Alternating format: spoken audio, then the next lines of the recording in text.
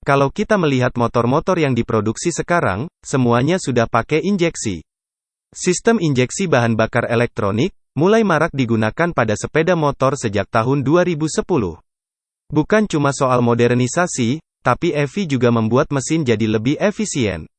Dengan kata lain, pemakaian bahan bakar lebih irit tapi powernya meningkat. Hal itu membuat karburator tersisihkan. Namun, beberapa orang justru lebih memilih sistem karburator daripada injeksi. Alasannya, karburator itu lebih mudah di-custom. Selain itu, kalau terjadi kerusakan, karburator lebih gampang diperbaiki. Kira-kira, apa masih ada motor produksi sekarang yang masih pakai karburator? Nah, kami akan merangkum 5 motor zaman now yang masih pakai karburator. Kawasaki KLX 150. Di segmen off-road, nama Kawasaki KLX sudah tidak asing di telinga. Motor cross yang diperkenalkan sejak 2009 ini, menjadi pilihan utama pecinta crosser di tanah air. Tidak adanya rival, membuat KLX langsung mendapat tempat di hati para crosser. Meski sekarang Yamaha dan Honda sudah meluncurkan line-up untuk bersaing dengan KLX, motor ini tetap spesial. Salah satunya, sistem bahan bakar yang diusung pada KLX ternyata masih sama seperti dulu. Yakni masih pakai karburator. Padahal, dua kompetitornya sudah pakai injeksi plus pendingin radiator. Mungkin menurut Kawasaki, kendaraan off-road lebih aman kalau pakai karburator.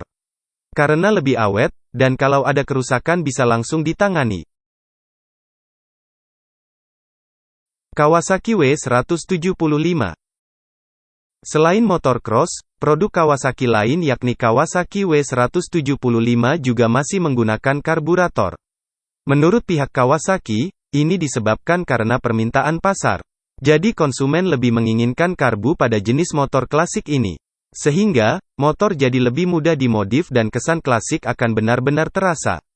Meski tidak menggunakan injeksi, Kawasaki telah melengkapi W175 dengan perlengkapan tambahan supaya tetap lolos uji emisi.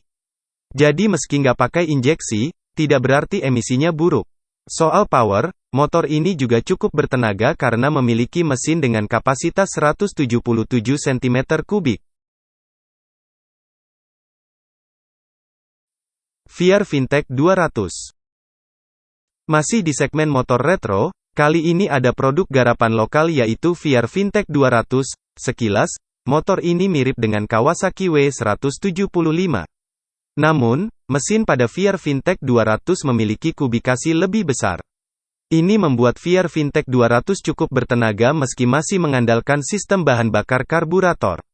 Dari harganya, jelas motor ini lebih terjangkau dari Kawasaki. Sehingga bisa jadi opsi untuk Anda kalau ingin punya motor retro dengan budget terjangkau. SM Sport Classic. Kemudian pada segmen bebek klasik ala Honda Super Coupe, ada pabrikan dari Malaysia yaitu SM Sport Classic.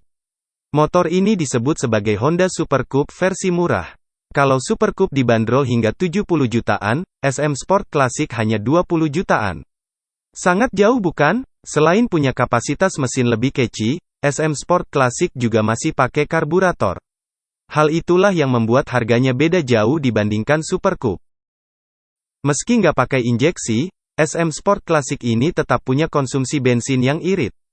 1,6 liter bensin, bisa dipakai buat jalan sampai 100 km. Honda Dio. Kalau yang kita bahas tadi cenderung pada segmen klasik, sekarang ada motor zaman now tapi masih pakai karburator. Honda Dio, motor matic mini ini, memiliki mesin 110 cm3 dengan sistem bahan bakar karburator. Dilihat dari bentuknya, desain motor ini memang sangat kekinian. Harganya pun, lebih murah dibandingkan Honda Beat. Namun, motor ini baru dirilis untuk pasar Filipina. Tapi tidak menutup kemungkinan motor ini juga akan dijual di Indonesia, mengingat Indonesia adalah pasar potensial untuk motor matic. Itulah 5 motor baru yang masih pakai karburator.